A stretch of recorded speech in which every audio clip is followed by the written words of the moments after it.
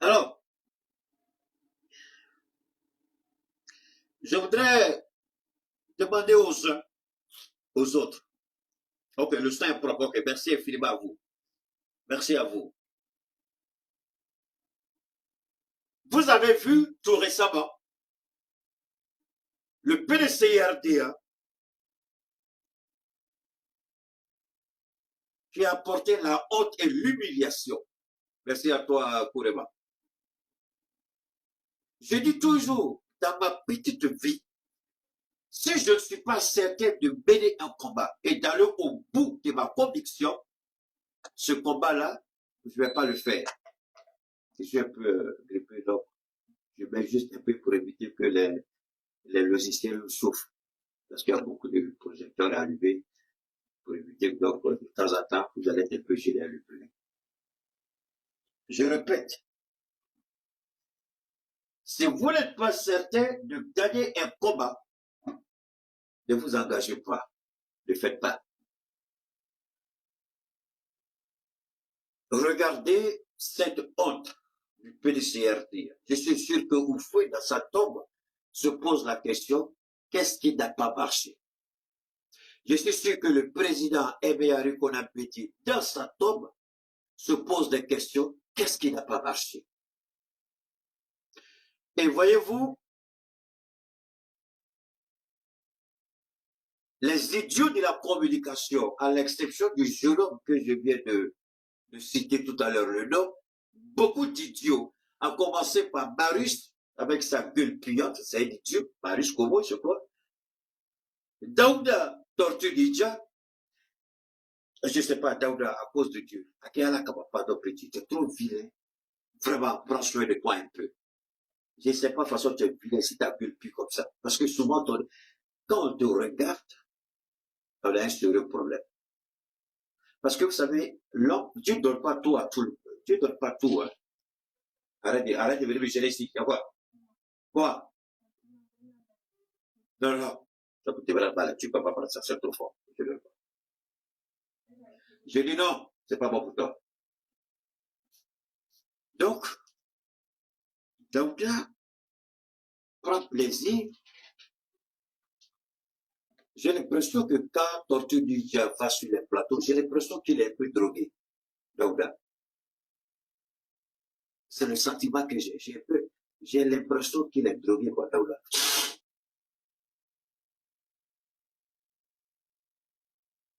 Donc vous allez les écouter tous. Question. Est-ce que le PCRDA ne savait pas ce qui était en jeu?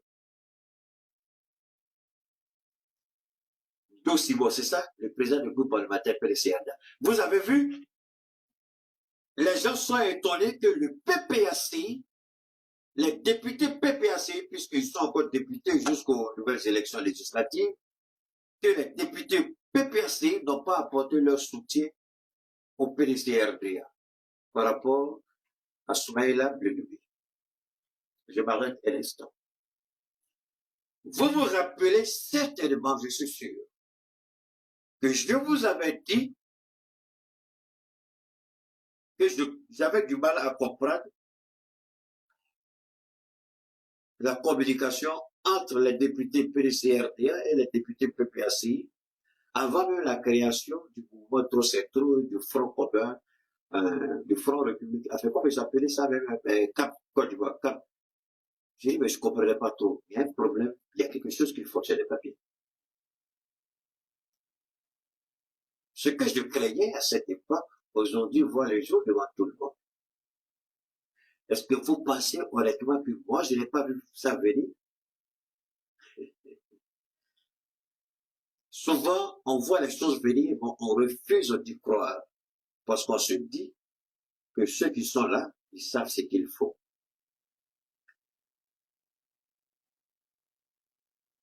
Je vous permets d'abord d'écouter ça. Je vous amener à écouter. Je vous en prie, permettez-moi de le retrouver pour vous. Je veux que vous écoutiez ça.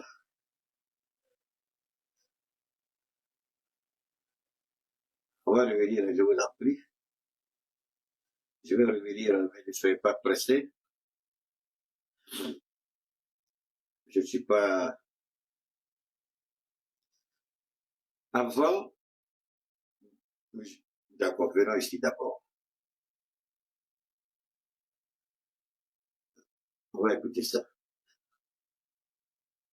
Mesdames et messieurs les députés, nous sommes dans le mois de décembre. Nous abordons donc le mois de la fin de notre législature et je voudrais vous dire que tous ensemble, nous puissions nous retrouver. Nonobstant la compétition qui va nous opposer, mais ce sont des compétitions qui doivent s'inscrire dans la fraternité. Nous avons su le faire pendant plus de 4 ans. Nous devons continuer de le faire parce que nous devons demeurer l'espoir d'une frange du peuple de Côte d'Ivoire. Nous sommes les élus de la nation. On a le devoir de pouvoir ensemble nous donner les moyens de préserver ce qui nous unit le plus, la grande fraternité ivoirienne. Cette vision de l'écoute, de la tolérance, cette vision du partage, cette vision d'accepter que nous soyons différents, mais qu'il y a quelque chose au bout, c'est la patrie, c'est la Côte d'Ivoire. Rien ne doit venir bousculer cette conviction. Gardez-la en vous. Rien ne vaut notre fraternité. Rien ne vaut cette joie de vivre en tant qu'Ivoirien. Rien ne vaut notre patrie. Pour chacun et chacune, il y a des moments difficiles. Il y a des moments que nous allons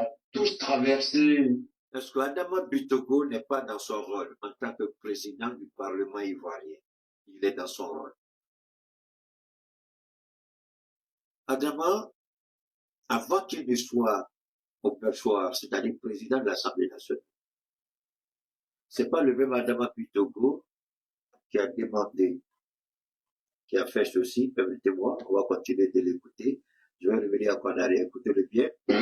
L'espoir d'une frange du peuple de Côte d'Ivoire. Nous sommes des élus de la nation. On a le devoir de pouvoir ensemble nous donner les moyens de préserver ce qui nous unit le plus, la grande fraternité ivoirienne. Cette vision de l'écoute, de la tolérance, cette vision du partage, cette vision d'accepter que nous soyons différents, mais qu'il y a quelque chose au bout, c'est la patrie, c'est la Côte d'Ivoire. Rien ne doit venir bousculer cette conviction. Gardez-la en vous. Rien ne vaut notre fraternité. Ça, c'est Adama Bitogo. Je vous ramène encore en arrière et écoutez encore. Je vous en prie. Je sais pourquoi je fais ça.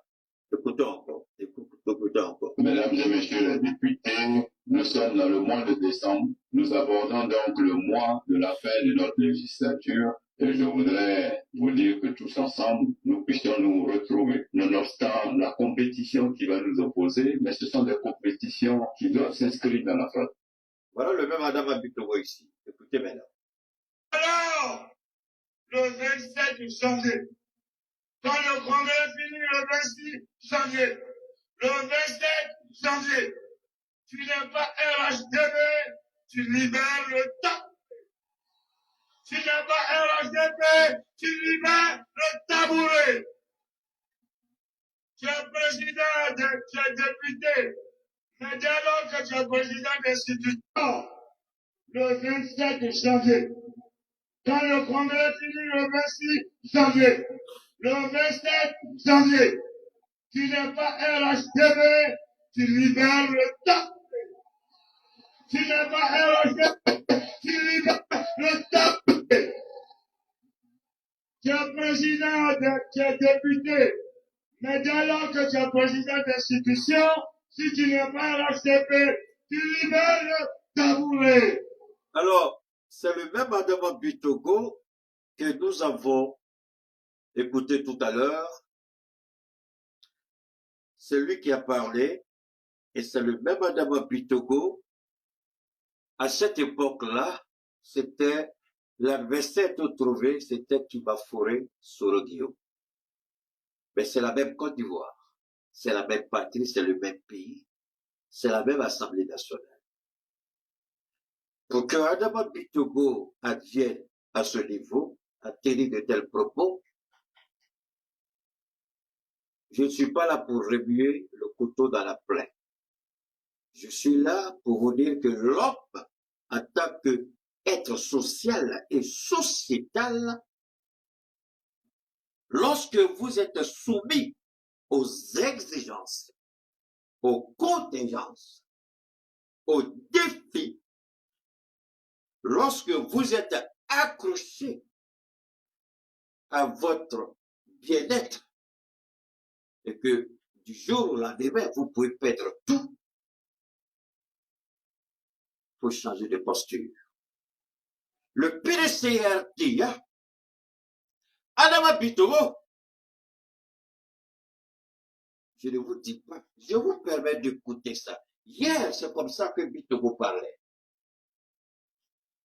Alors, le 27 janvier, quand le congrès finit le 26 janvier, le 27 janvier, tu n'es pas RHDB, tu libères le temps. Il faut libérer le tabouret si tu n'es pas RHDP. Aujourd'hui, le même Adama Bitogo est celui-là qui prône ceci. C'est lui qui prône ça. Le même Adama Bitogo, qu'est-ce qu'il dit? C'est le même Adama Bitogo qui parle ici. Tu es sénateur, tu n'es pas RHDP, tu libères le tabouret. Tu es conseiller économique, tu n'es pas RHDP, tu libères le tabouret. Merci Adama Bitogo. C'était un rappel nécessaire. On va écouter ça aussi. Pour moi, après toutes les épreuves que j'ai traversées, j'ai acquis la conviction que n'arrive à l'homme que ce que Dieu permet. En toutes circonstances, je garde ma sérénité. Dieu sait ce qui est bon pour moi. Qu'est-ce qui n'a pas marché au PDCRDA? C'est le même Adama Bitogo. Alassane Ouattara sait comment gérer ses hommes. On me dira, Keïta, le PDC revient à la maison du dialogue. C'est ce qu'on fait à proposer. C'était bien. Le PDCRDA revient à ses meilleurs sentiments. Oh là là, ok. Permettez-moi, je vous appelle, revenons alors. Alors, on va écouter le PDC. On va écouter le PDC parler. Et votre regard sur, je reviens sur la question, sur la démarche, l'attitude du PDCI dans la gestion du dossier de l'honorable Brandoni. Oui, Christelle, vous savez, moi, ma démarche elle a été toujours cohérente. Je suis pour l'apaisement, je suis pour le respect, quoique ne partageant pas les mêmes opinions, mais je parlais avec beaucoup de courtoisie et de respect. Donc, je ne peux que saluer une telle prise de parole de la part du président du groupe parlementaire PDCI, M. Simoto. J'ai trouvé là, comme je le disais à quelqu'un ce matin, voici le PDCI. C'est-à-dire, c'est ce PDCI-là que nous, on a connu. Quand on est né avec Fouette Boigny, jusqu'à ce qu'on arrive à visiter, c'est ce PDCI-là qu'on a connu, qui savait chaque fois, mais... Écoutez bien. Ce petit idiot d'Élysée, j'aurais bien ne vais pas parler de lui, mais écoutez très bien ce qu'il dit. Vous savez, on dit la presse, c'est le quatrième pouvoir, si je ne me trompe pas. La force et la puissance de la parole, c'est plus percutant qu'une bombe atomique, qu'une bombe nucléaire. Dieu n'a pas envoyé la bombe atomique pour amener les hommes à le connaître, à l'accepter, à le vénérer. Dieu n'a pas amené de bombe, mais la parole, la puissance de la parole, la force de la parole. C'est pourquoi ceux qui s'abusent avec la communication, je les regarde, je dis que Dieu vous aide, parce que vous ne savez pas visiblement ce que vous faites. Vous n'avez aucune idée. L'arme avec laquelle vous vous amusez, vous n'avez aucune idée. Ici, ce petit mécréant Élysée, c'est un alphabète politique. Je vous ai toujours dit, il y a parler français et comprendre le français. Parler français des choses qu'on croit connaître et s'exprimer en fonction et en connaissance des choses, c'est pas la même chose. Sur ce plateau de cette petite fille à Ducrot, vous allez tout entendre. Mais quand vous prenez l'essence même, le fondement même de leurs propos, vous posez la question, Qu'est-ce qui ne va pas? Est-ce que se battre en face de la justice, est-ce que c'est un crime? Il y en a même qui ont dit que Gbagbo Laurent est un terroriste parce qu'il soutient les terroristes. Les mêmes qui vont sur le plateau, c'est pourquoi je vous ai dit en Côte d'Ivoire, il y a 2 télévisions Bill Collins. Les Ivoiriens n'ont pas fait attention. On nous parle de la propagande chinoise et russe. Ouattara, aussi bête et idiot qu'il est, je parle de Hassan Ouattara, il a compris la nécessité de contrôler la communication. Et Ouattara contrôle très bien la communication. Voilà la preuve qu'elle a. L'apaisement, la parole apaisée. C'est le PLCI qu'on a connu. Et c'est souvent, on nous a dit c'est l'ADN du PLCI. En tout cas, pour nous, lecture historique, nous on dit que c'est l'ADN du PLCI. On reconnaît le PLCI. Le PLCI dans toute sa splendeur dans un tel discours. Voici ce que c'est que le PLCI. Je veux comprendre que dans... Je souhaite que des voleurs entrent chez lui. Excusez-moi, j'ai présenté une image négative. Comprennent sa femme ou sa fille, et puis ils font ce que vous connaissez devant lui. Et puis il n'a qu'à accepter. S'il peut accepter, des voleurs rentrent chez lui, soit il tue ses enfants devant lui, et puis on lui dit, la force qu'il a, c'est le pardon, c'est le calme. Et puis il n'a pas fait.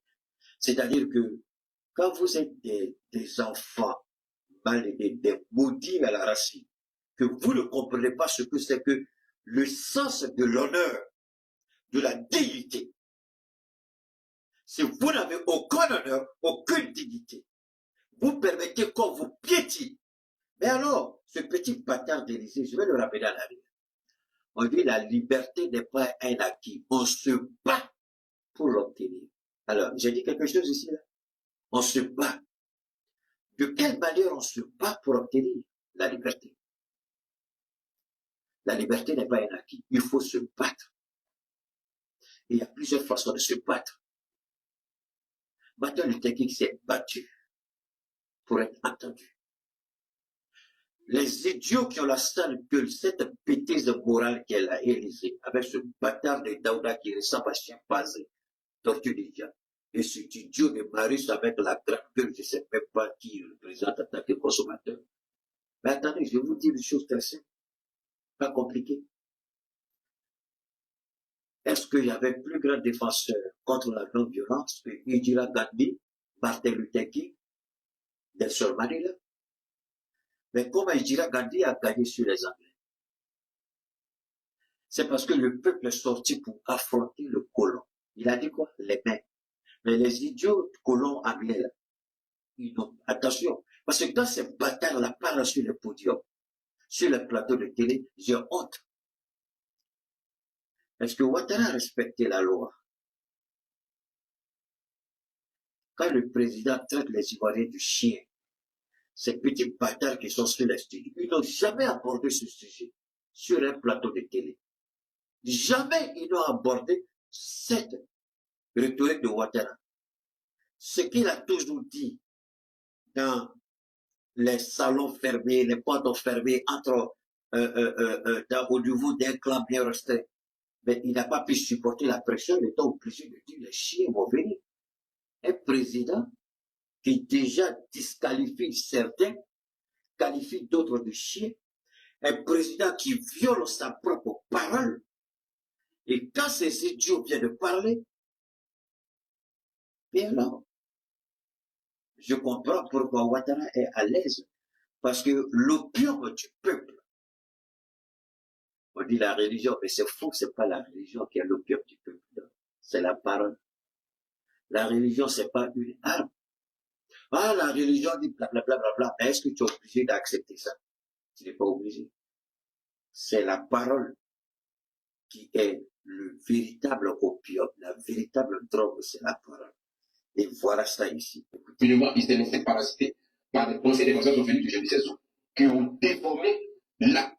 Le PDC s'est laissé parasiter. Le petit bâtard, il comprend français.